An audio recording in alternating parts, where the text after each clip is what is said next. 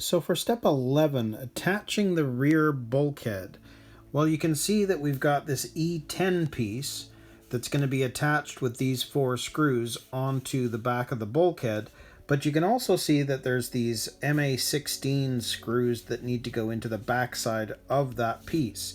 And once that's done, we then move on to this piece here, E7, that's going to fit right there using these 2 MA11 tapping screws, and then we've got this piece right here, this mount, which is going to be underneath, and you can see in terms of the direction it needs to kind of be facing so that the hole is side to side rather than front to back.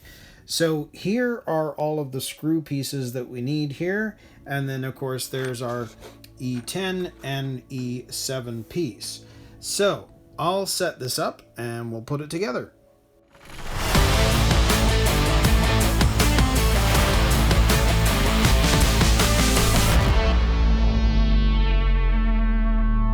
So let's get these ball connectors in place first. So you can see that on E10, it's going to fit onto the back side of the bulkhead this way.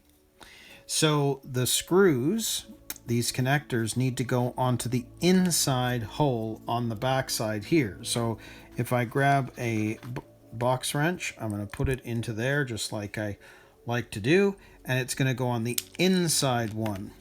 So let's do this.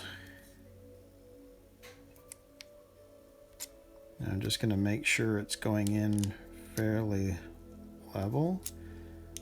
Looks like it is. So we can screw this all the way in. Yep.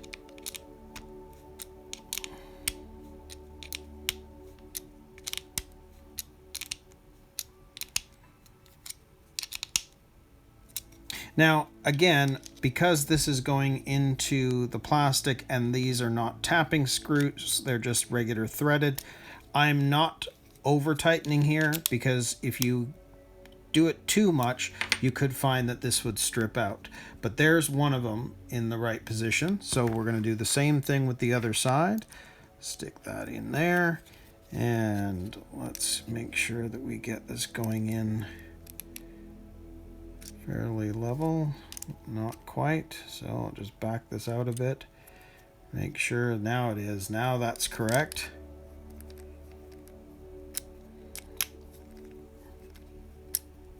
There we go.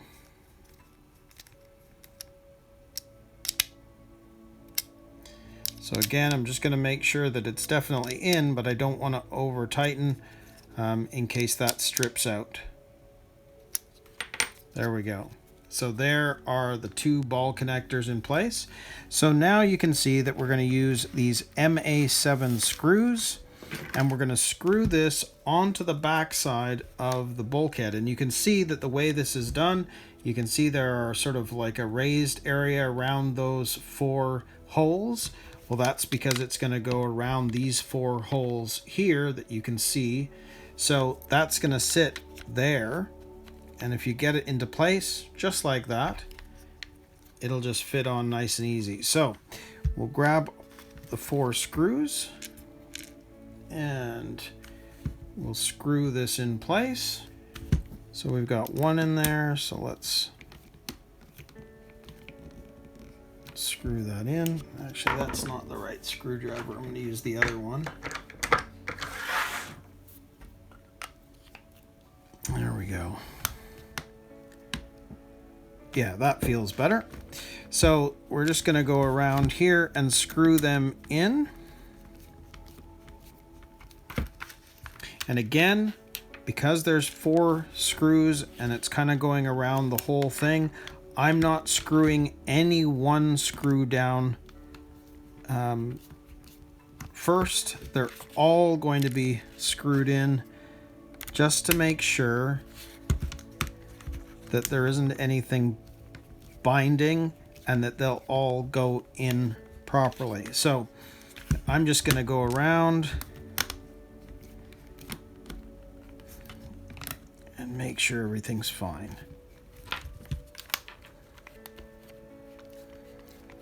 Seems okay, so we're going to screw these right down now. There's one all the way. There's two. Because these tapping screws, because they're going into hard plastic, as soon as you get to the end, you'll know. And you won't be able to turn them any farther. There we go. So there is that E10 piece in place.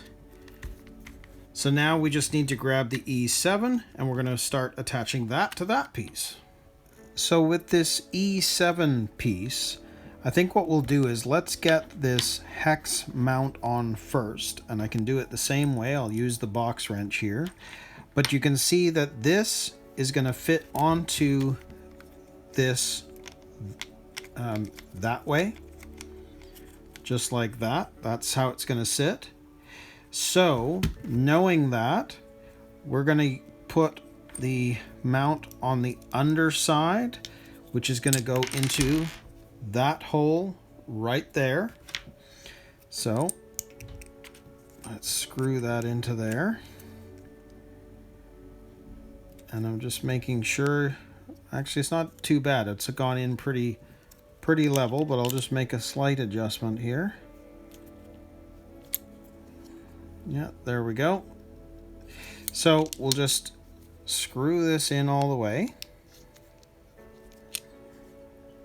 Now remember, the way they're showing it, they want the hole to be side to side, not front to back. So let's turn this a bit more and make sure that that is facing the right way. I might just back it off just a touch. There we go. So you can see where the hole is in that mount, which maybe it's designed that way. No, that's interesting. Okay, so that piece is done. So now what we're going to do is we're going to mount this here, and you can see on the back side that the way this is going to fit, you can see if you turn this, it actually fits into the grooves on this side. So you can see that it sits in that, right? So if you turn this around, and if I do it from above, you can see it doesn't really work. It doesn't fit. But if you turn it around, it obviously is, and it's going to fit nicely inside there. So we're going to now use these tapping screws, which actually have the interesting sort of almost like a washer on it. And let's screw this in place. So first of all, let's see what's the easiest way of holding this just to get that on. Maybe this way. I'm going to hold it this way. I'm turning it around. I think it's going to be easier to get the screw into there and be able to hold it with my finger. There we go. Now, I'm not going all the way, but enough that it's in, and then the same thing on this side, but I can use my finger here. It's a lot easier to hold than doing it from the other angle. And you can see the screw going in. Now, I'm going to back it off just a touch, because what I want to see is from this side, how's that going to look?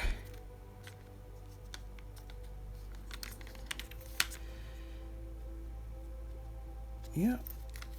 Okay. Let's turn it this way now, just because it's going to be easier to hold it.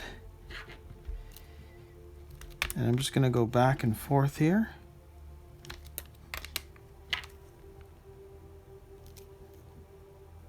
Yeah, there you go. So there are those two screws on, and that mount is for the bottom. So from the top, it looks like that. Interesting design. And of course you can see that the way this is all done, this is obviously going to attach to the old Hornet bathtub chassis. So that's how they're doing this to make this all work. Very cool. So that means that step 11 is complete. So we're going to now move on to step 12 and attach the gearbox to the Hornet chassis.